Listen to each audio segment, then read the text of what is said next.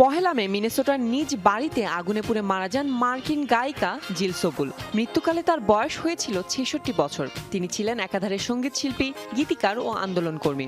তার মৃত্যুর খবর নিশ্চিত করেছে তার মুখপাত্র জন পটার।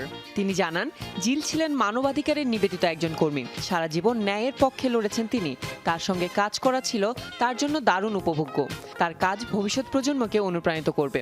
প্রায় ৩ দশকের ক্যারিয়ারে মুক্তি পেয়েছে এই গায়িকার ১২টি অ্যালবাম। এর মধ্যে ১৯৯৫ সালে মুক্তি পাওয়া আই কিসড আ গার্ল দিয়ে সবচেয়ে বেশি পরিচিতি পান জিল। ২ মে একটি অনুষ্ঠানে গান গাওয়ার কথা ছিল তার, কিন্তু এর আগেই চলে গেলেন তিনি। গায়িকার মৃত্যুতে সামাজিক যোগাযোগ মাধ্যমে শোক প্রকাশ করেছেন তার ভক্ত, অনুসারী থেকে শুরু করে তারকারা। ১৯৫৯ সালে ১৬ জানুয়ারি কলোরাডোতে জন্ম জিলের। ১৯৯০ সালে প্রকাশিত হয় তার প্রথম একক album things here are different. সর্বশেষ ২০১৮ সালে বাজারে আসে তার নস্টালজিয়া কিলস অ্যালবামটি।